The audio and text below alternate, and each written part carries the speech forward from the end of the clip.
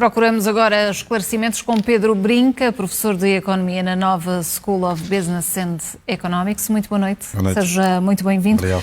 Vimos esta reportagem e os dados com a inflação a desacelerar, mas os preços continuam altos, sobretudo no que diz respeito aos alimentos. Como se explica este fenómeno e como podem as famílias lidar com este problema? Bem, em primeiro lugar, antes até de explicar o fenómeno, é dizer que ele é mais agudo do que parece, porque, por exemplo, um cabaz de bens essenciais que a DEC fez nos últimos anos, os preços até subiram 23%, ok?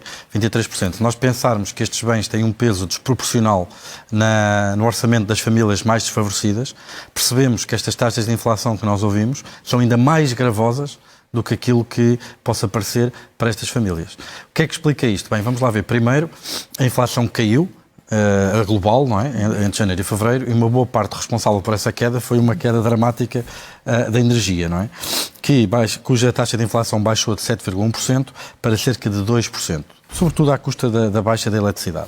É bom lembrar que a eletricidade, ou a energia no global, apenas 30% da energia produzida na Europa é para o consumo final, não é? Para as residências, para as pessoas. 70% é usada como bem intermédio de produção.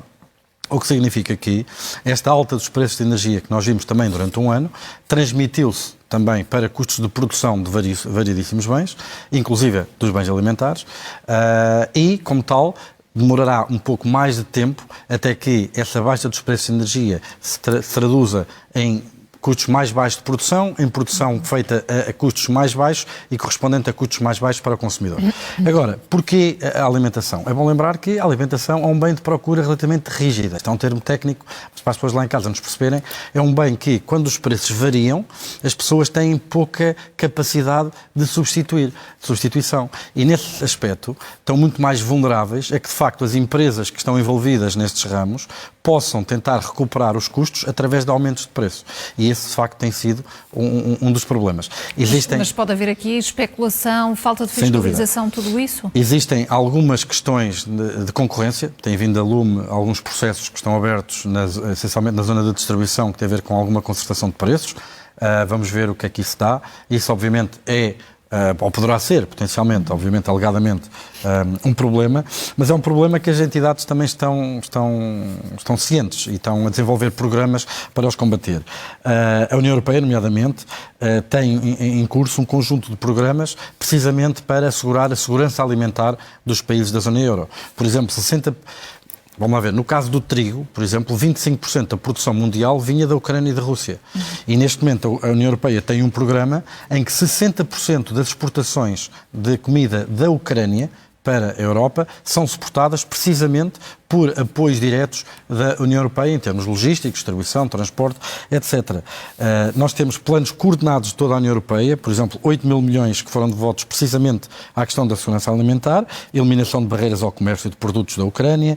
Temos, por exemplo, um pacote de 500 milhões de euros para ajudar aos custos dos produtores, dos agricultores, face à energia, etc. Disponibilização de terras extra que não estavam a ser usadas e que estavam na propriedade do Estado para a produção alimentar. Agora, o que é que nós também sabemos? Sabemos que este pico de preços teve um efeito, sobretudo, acentuado a partir de março, abril, maio, e que as colheitas agrícolas e o planeamento de novas colheitas não se fazem de um dia para o outro, não é? E é um bocado em função disso que... Então estes sinais, o que nos indicam para o futuro? É assim, vamos lá ver. Os Estados Unidos tiveram uma inflação mais acelerada do que a nossa mais cedo, mas também começaram a subida das taxas de juros mais cedo do que nós. Sensivelmente em março, nós começámos em julho. Assim sendo, o BCE falhou nesse combate? É uma leitura, na altura, assim, com a informação de hoje, costuma-se dizer que jogar ao totobola na segunda-feira é fácil, não é?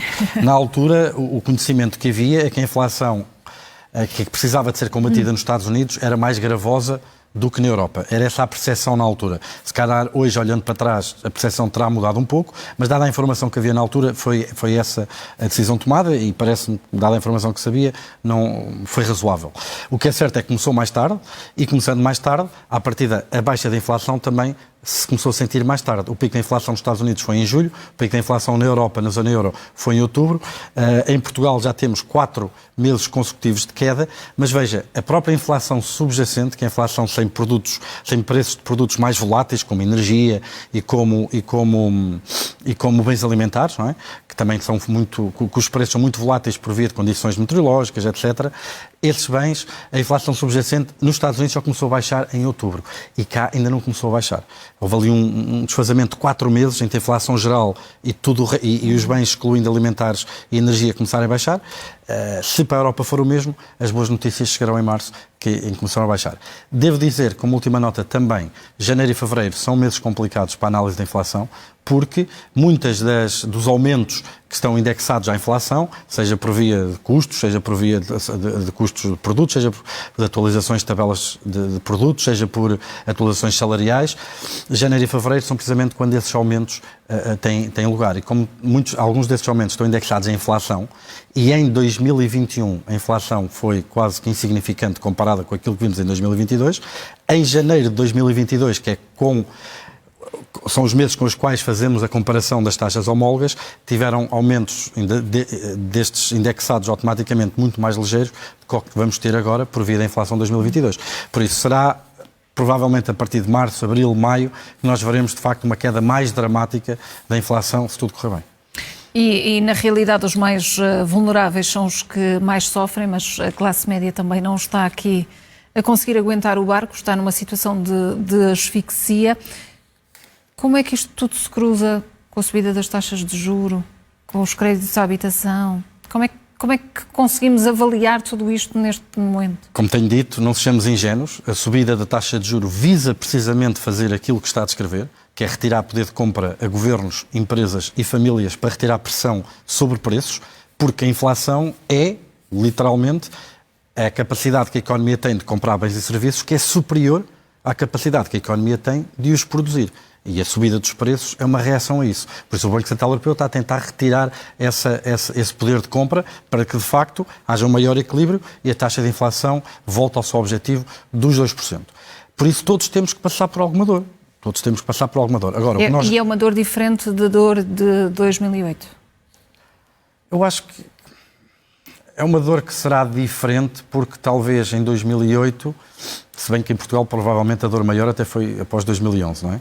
Mas em 2008 estávamos a falar de uma crise do sistema financeiro, uma crise do sistema imobiliário.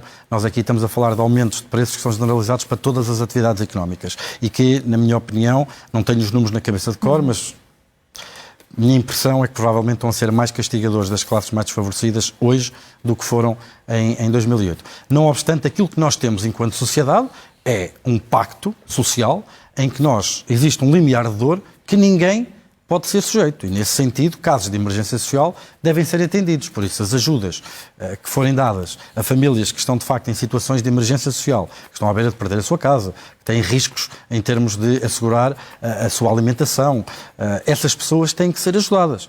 Mas não podemos correr o risco de que a ajuda seja demasiado indiscriminada, de forma a combater as próprias políticas do Banco Central Europeu e motivarem uma inflação que poderá ser mais persistente e que possa impedir que as taxas de juros desçam mais cedo que aquilo que poderiam descer, mais tarde que aquilo que poderiam descer. Aquilo que poderiam descer.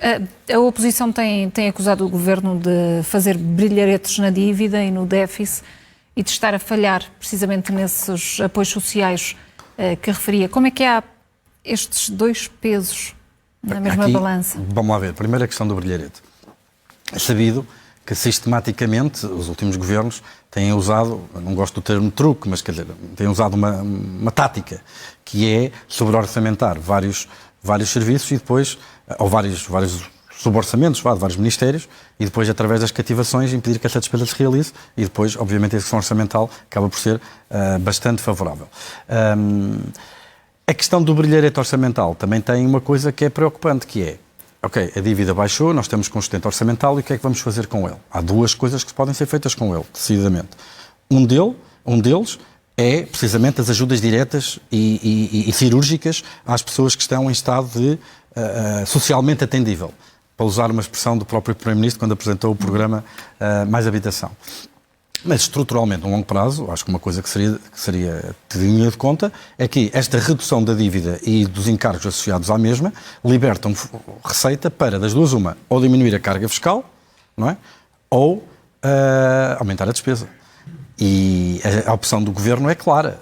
O aumento da despesa que foi feito neste Orçamento de Estado motivou, inclusive, um aviso da Comissão Europeia, porque foi com um crescimento da despesa acima do que é o crescimento estrutural, ou que se estima que seja o crescimento estrutural do país. O que significa mais Estado, o que significa uma falta de alívio da carga fiscal. Na medida que este dinheiro for usado para razões, lá está, socialmente atendíveis ou de emergência social, é um pacto social que todos nós temos que respeitar e até por razões humanas, obviamente, temos que o fazer, ou não seríamos um Estado social, não é? Mas, na medida em que se aumenta de forma indiscriminada o peso do Estado na economia e não se dá algum alívio fiscal que a economia tanto precisa, porque de facto nós perdemos muita competitividade fiscal nos últimos 20 anos, nomeadamente na fiscalidade sobre as empresas, isso será um problema.